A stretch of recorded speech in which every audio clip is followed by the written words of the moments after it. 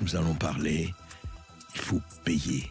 Le mouton doit être tondu et on ne va pas s'arrêter là, qu'on se le dise. Écoutez.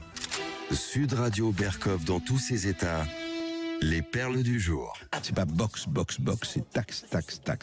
Oh, ils exagèrent un peu. Vous exagèrent vraiment les inconnus? Je ne sais pas. Non, rappelez-vous, joie, pleurs de joie. Nous supprimons la taxe d'habitation. Ouais, fabuleux, nous supprimons la taxe d'habitation. Vous voyez, les Français, on pense à vous. Payer la taxe d'habitation, eh bien, regardez, on vous allège. Oui, certes. Et d'ailleurs, Laurent Saint-Martin, le ministre du Budget, a été l'invité du JT de France 2 lundi. Et il a dit, pas question, cet acquis-là, on le préserve.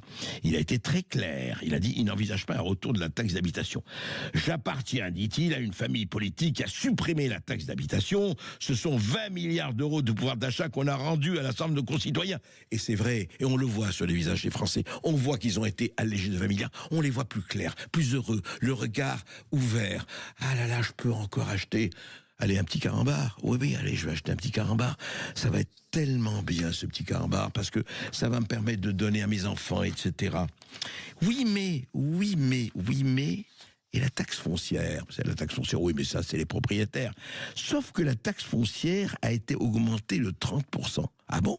Oui, 30% de plus, la taxe foncière, effectivement. C'est-à-dire qu'on a déshabillé, on va déshabiller Pierre pour habiller Paul, voilà. Mais oui, il faut trouver de l'argent, vous comprenez? Alors, si on enlève d'un côté, d'ailleurs, on a aussi enlevé sur la taxe sur le service public, France Télévisions et Radio France et compagnie, sauf qu'on le retrouve ailleurs.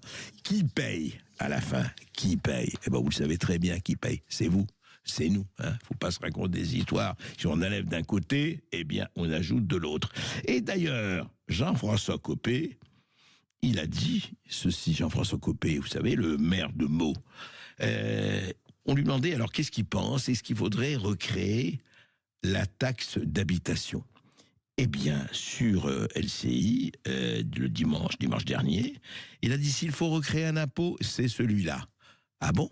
Jean-François Copé voulait recréer la taxe d'habitation, mais écoutez, on ne sait pas, il y a eu 60 milliards d'euros qui ont disparu, on manque de 100 milliards, on va payer la charge de la dette, 70 milliards par an, il faut trouver de l'argent, personne ne veut payer, ils sont drôles ces Français.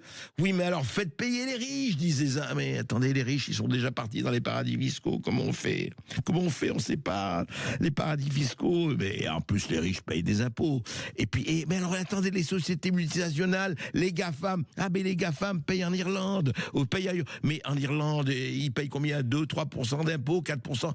Oui, mais c'est l'Irlande, qu'est-ce que vous voulez? Et puis, telle ou telle société, leur siège central n'est plus en France. Donc, on peut pas. Alors, qu'est-ce qu'on fait? On a trouvé la classe moyenne, la merveilleuse, la formidable, la sublime classe moyenne. Les pauvres, on peut rien faire. Ils sont au RSA, c'est difficile, hein, les migrants, ou etc. Ils sont au RSA, ou ils sont à l'aide médicale d'État, etc. On peut rien faire, c'est normal, il faut quand même s'en occuper.